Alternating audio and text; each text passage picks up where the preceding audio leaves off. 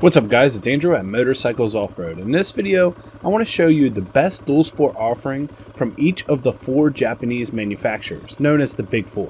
I'm going to put some specs, I'm going to show you the motorcycles in actual practice, like on the road or on the trail, and I'm going to tell you why I think each one is the best from its particular manufacturer. Now before we get into the video, I want to ask you for one quick favor. If you could do me a solid and turn a notification bell on. The reason why is because a close friend of mine who watches my content, he was traveling the world and he wasn't getting any of my updates for any of my videos, and he was already subscribed. Now it sucks, I gotta ask you guys to subscribe twice kinda, but the notification helps the channel's reach because it gets YouTube to understand that this content is for a certain group of people and can push my audience larger. It greatly helps me out. And a lot of people aren't subscribed, so please help me change that. It's absolutely free, and it's the only thing I ask for doing these videos. So hit subscribe and turn the notifications on. Thank you guys, let's get into the video. In this video, I want to talk about the best dual sport motorcycle sold by each Japanese manufacturer that they have out new today. So I think I pretty much have it covered besides one caveat, which we'll talk about. And these are the bikes I currently have in a stable right now, the bikes that I ride and, do videos on, etc. As you see, I have quite a variety, different motorcycles for different purposes, but one thing I love is to go off-road, and I love dual sports in general. Now, generally, when I classify dual sport, I mean something that you're going to ride to and from work and also hit the trails on the weekend. So I don't mean like a plated dirt bike, which a lot of people have, and they will argue that they're the best dual sports because they weigh this much and they have this much power. That's not really what interests me. What interests me is dead reliability, low service intervals, and the ability to do almost anything. That's what I look for in my dual sport. So like I said, I have one caveat. We can go over that in a second, but firstly, I want to talk about this Yamaha, because Yamaha, this is my newest addition to the fleet. I did some upgrades already. It's the XT250, and I have tires. If you want to see the tires I use and reviews on that, that's coming in a future video, and also comparisons with this motorcycle with other dual sports on the market and how it holds up, like against the TW200 or against the 300L. So we can flush that out in the future. But as far as dual sports go, this is basically the only one. Yamaha discontinued their WR250R, which I know a lot of people love that motorcycle. It's a great bike, but this is what you have an option to. Now, the advantages of this motorcycle. Yes, it's only a 250. Yes, it doesn't have a lot of power, but you do have a low seat height. It's great for any beginner, and it's fairly well on back roads and can go 55 miles an hour. I was able to get it up to 75.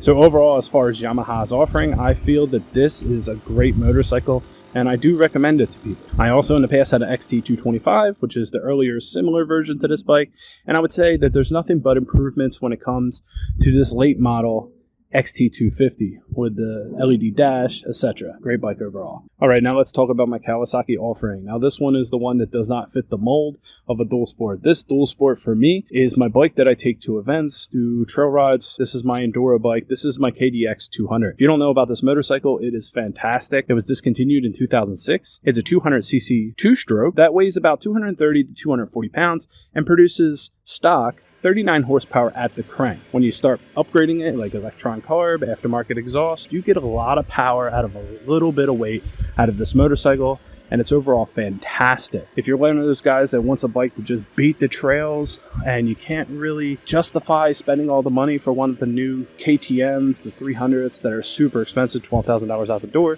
you can pick one of these guys up for like $3,000, mod it to your heart's desire, and make it a straight beast off-road. And the fact that it's a 2-stroke, it makes it very easy to kick, and it wasn't very hard to get street legal. There was a group of models that were street legal. You can find one of them. Or since the bike's basically set up to be street legal, it's very easy to do if you go through an outside source. But honestly, when we're talking about the best Kawasaki dual sport, that has to be the KLX300, which I do not own. But I get to ride the KLX300 because I do have a friend in the riding group who has one. So you'll see me on it from time to time, and it also allows me to do comparison videos, etc. And a full review incoming of the KLX300. But next, let's go to Suzuki, because this one is going to be a contentious one, and it's basically up to you as a person which one is the best dual sport offering from Suzuki. You have 2 dinosaur bikes, and that may sound something of a bit of a dig, but it is and it isn't.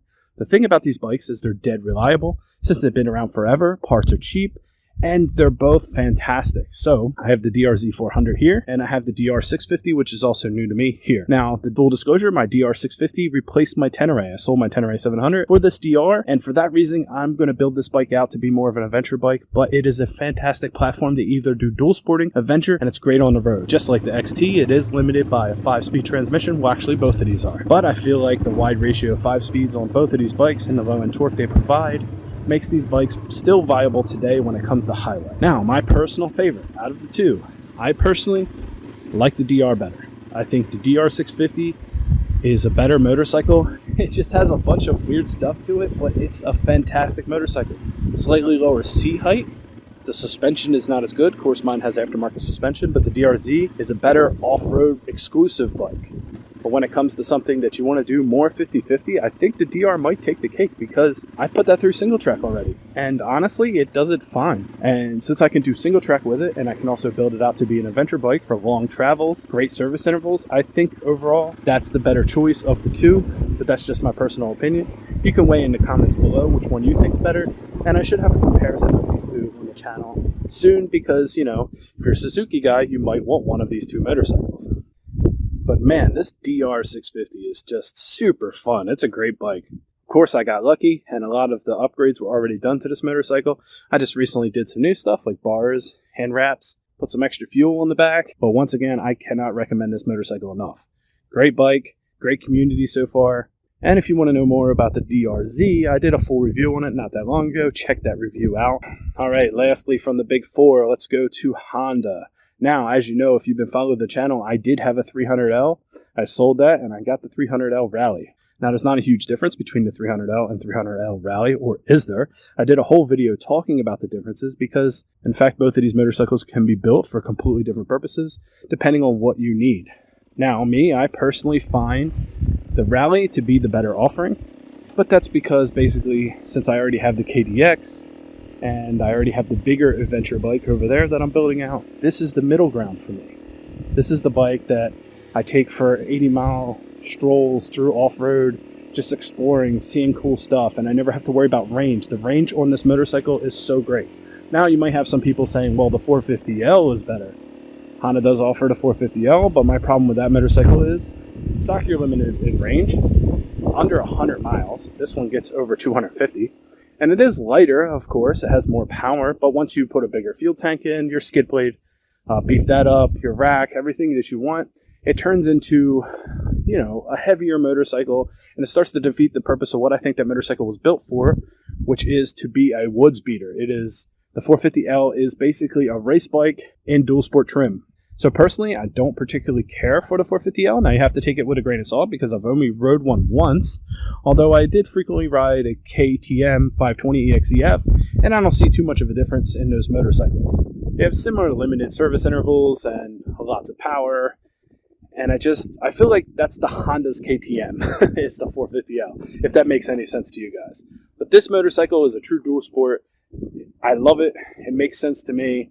And this, if I was to recommend any, would be the 300L with the Cherubies tank, or the 300 Rally, depending on whatever you think is better for you or what you can find. And also, as I said, if you want to learn more about this topic, go to the video where I compare those two motorcycles. All right, well, there you have it. There are my opinions, and this video is coming to a close. So I hope you guys stay safe out there. You guys keep the wheels on the ground, and, you know, wear your gear. Let's see, which bikes do they choose? I'll catch you on the next one, guys.